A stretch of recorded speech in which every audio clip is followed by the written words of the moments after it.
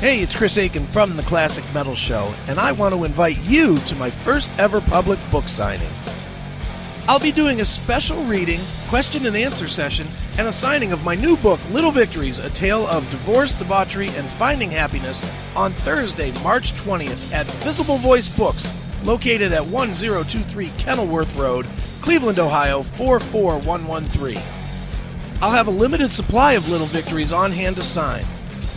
I'll be reading selections from Little Victories, as well as telling stories and reading some material that was left out of Little Victories. I'll end with a Q&A session that will be a no-holds-barred affair. The signing will be from 7 to 9 p.m. at Visible Voice Books, 1023 Kenilworth Road, Cleveland, Ohio, 44113. Come out, have some fun, and be a part of a rare appearance from me, Chris Aiken. That was just garbage. That was dedicated to you, Chris.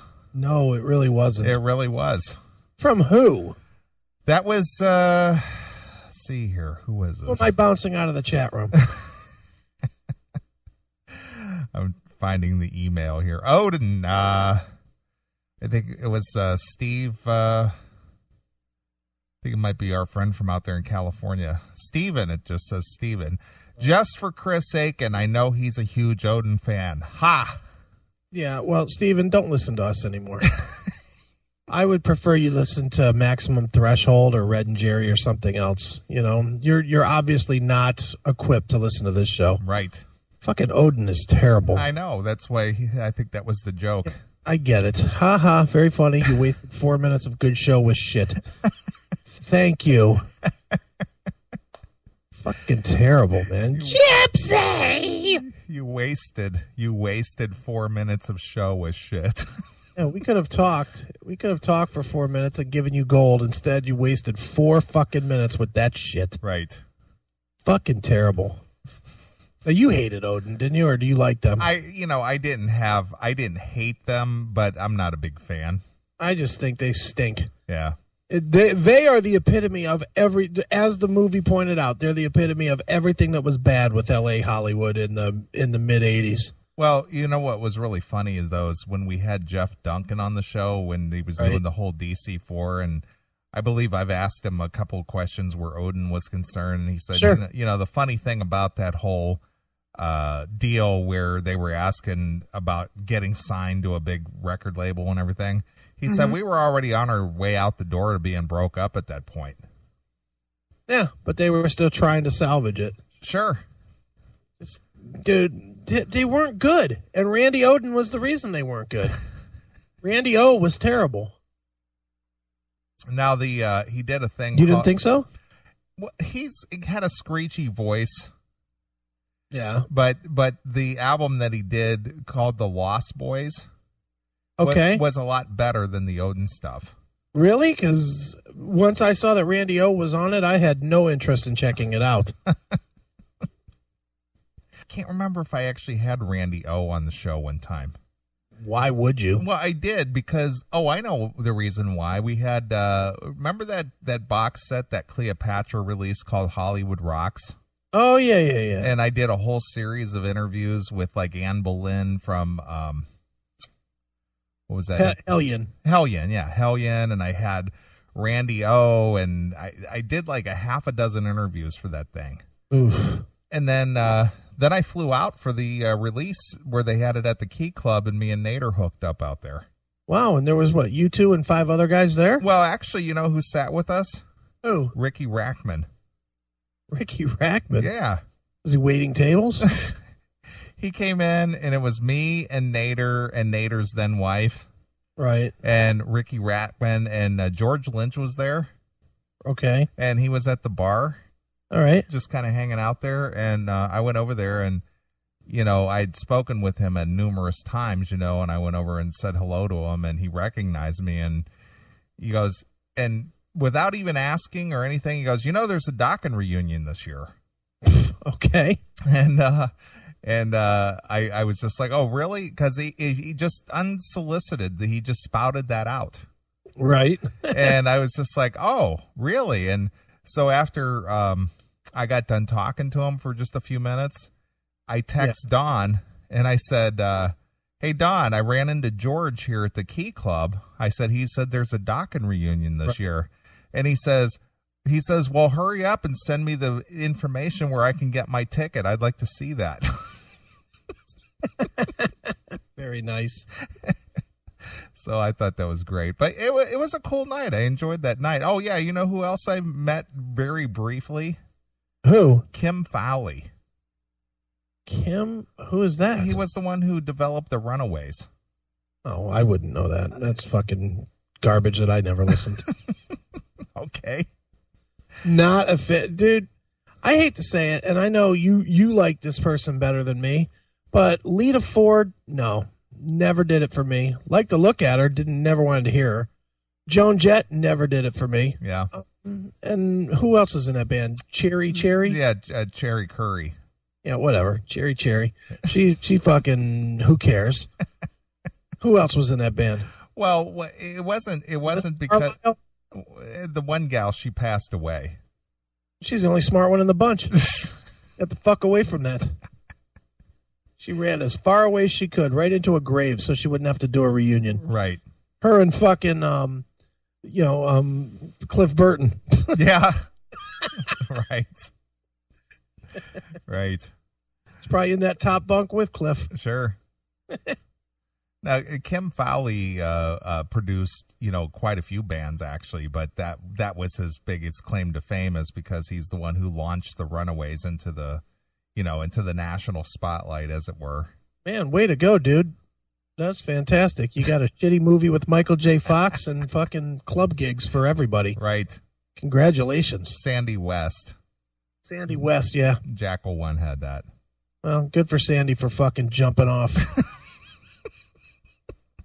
Wow, you're really getting... Did that Michelle Obama thing get you heated up or what? All of a sudden, now you're back. Yeah, I'm ready to roll now. Now you're back to form. I'm ready to roll. Got a couple more beers in me. I'm ready to talk. Right. Nice. Well, what would you like to talk about, sir? Okay, we have a choice here. We have plenty of time for the show, so we could do... I sent you that thing, Women Empowerment. Yep. The Women Empowerment podcast. Okay. Which is really fun. Okay, I guess we'll close with that. All right. Or, well, wait a minute, because this could be a closer, too. People in the chat room were requesting a Happy Time with Harry song. Mm-hmm. And you have the Spotify, right? Yes, I do. I have a Happy Time with Harry song that I've been wanting to use. Okay. So we could go, and it's one with a lot of lyrics. Really? Yeah, it has a ton of lyrics. The song, let me see how long is the song. The song is only 6 minutes long, but it just has a shit ton of lyrics. Mm. And how did you stumble across this? Because I was listening to some Harry, looking for some Happy Wow. Time. Let's do some homework this week. Okay. What's the name of the song? What, do you want me to say it now? No, just you could type it to me and I'll look it up, because I got the Spotify pulled up right now. And that's what I like about this new computer. Now I can pull up Spotify and, run that without this thing buffering out. Well, dude, just look at the name of that song and you tell me just from the name if you think that's going to be a fucking home run. Wow. Yeah. Yeah. Okay. Well, we'll keep that on the burner. All right. So we could do that, or we could do, there's one definite rock story that I definitely want to make sure we hit this week. Okay. That's on the list. All right. Can you guess which one it would be? Well, there's also a band. Which one? There's also a band that would like us to review their music. We could do that too. We briefly touched on the Rock Hall of Fame, right? Of the Kiss thing, but then of course there's news about Bret Michaels. There's news about Vinnie Vincent, which you said you need to send something to me about that. Yeah, we'll skip that at this point. I should have taken that off. Okay. There's something. Off his fans there. Now it's been told. Short and sweet. Vinnie Vincent ripped off his fans yet again. Okay. Then there's a new song that could be a slam on Mike Portnoy. Yeah, that one, I definitely think that's a slam on him. But I'm thinking, I mean, we could either do, the one that stuck out to me was, do you want to smell like Bret Michaels? Okay. Well, we could do that one real quick. All right, that's fine. Bret Michaels, once again, capitalizing on every rose has its thorn. Right. This guy is going to go to his grave as the every rose has its thorn guy, just like Janie Lane went to his grave as the cherry pie guy. Right. You know. But apparently Bret Michaels has a new cologne. It's called Roses and Thorns. Yeah. Now, just right off the top, are you going to wear the Bret Michaels cologne? No. If I gave it to you for free, would you wear the Bret Michaels cologne? No. If there was a chick that was into Poison, would you wear the Bret Michaels cologne? No, because I wouldn't be with a chick who was into Poison. Now we're talking. Smell like, who wants to fucking smell like Bret Michaels? What you want your man to smell like. Yeah. And wait till you read the press release on this piece of shit. All right. Poison singer Bret Michaels was a guest on the Home Shopping Network. Yay. Where he talked about his recently launched cologne, Roses and Thorns. Okay. Roses and Thorns is now available for order. According to the posting in BretMichaels.com website, Roses and Thorn will make your perimeter excite and ignite the senses. Make your perimeter? So in other words, you can smell this shit coming a mile away. Apparently. It's like a force field around you. Right. Oof. It is described as an exhilarating scent with a mysterious kicker. A mysterious kicker? Mysterious kicker. Leading to sexy results. Why do I think this stuff makes you smell like dirty trailer horse? You know, from the Rock of Love. It leads to sexy results. Sexy results. What does that mean? Something sounds like something Borat might say. It's time, sexy time. You so basically, if you wear this fucking garbage, you're going to get some pussy. Well, that's kind of what it's. Is that what we're saying? That's what it's indicating. Yeah, well, you know, because you smell like Bret. I guess. Smell like a dirty headband with day-old skanky pussy. Right. Right. In Kentucky. Exactly. Let your reputation of smell good precede you. Get the cologne that both men and women love. Hail and kill, caller. You're on the air. You know what it smells like? It smells like douchebag, toupee glue, sweaty bandanas, and not a hint of talent. That's what the fuck it smells like. Enough with this fucking asshole. Seriously. Enough. Just enough. Wow. Go away, Bret. Go the fuck away. We haven't heard from you in a while, MOL. Where have you been? Oh, last week I was out. Yeah. All right. Well, hail and kill. Fuck you, pal. And hey, job. Oh, boy. In an interview with Gallo Magazine. Gallo Magazine? G-A-L-O. Oh, I have all their stuff. Michael stated about his cologne, the influence was to create something that balances perfect for men and women. What does that mean? It balances perfect. I don't know. I guess either can wear this shit. I guess. Not too musky, not too flowery. Oof.